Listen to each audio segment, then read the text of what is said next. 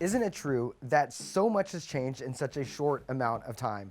Surely the paradigms that we have about Easter, the expectations and traditions that we have about going to Easter service Sunday morning and so forth, they're all going to look different now. We've gone through an entire paradigm shift. But I want to encourage you, the whole reason why we celebrate Easter in the first place is because of the greatest paradigm shift that has ever happened in the history of forever.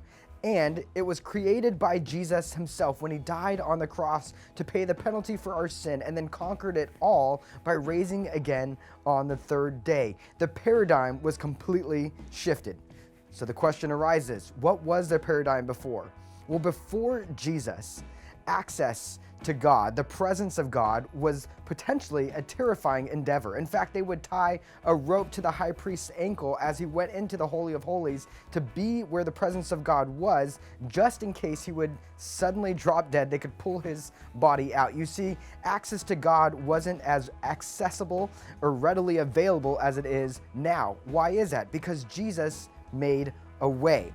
Hebrews chapter 10, verse 19, it tells us that now we can have boldness to enter the holiest. What a paradigm shift. Before, they were entering with tons of fear and trembling, but now it is an actively bold entering into the Holy of Holies, to the place where God is. Why? The Bible goes on to tell us because there's a new and living way. Jesus provided a new and living way. It says that which was consecrated by him through the veil, that is his flesh. You see, there's this veil, this separation between people and God, and now that veil is ripped in half. We have full access to God.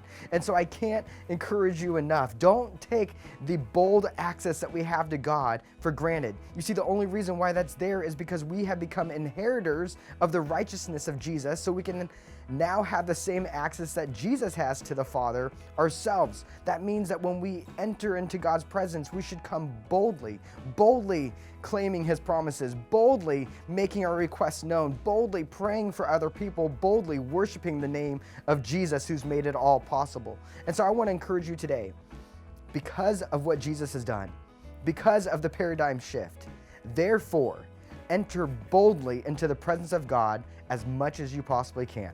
Well, God bless you, and I hope that you see more of Jesus in your life during this Easter season.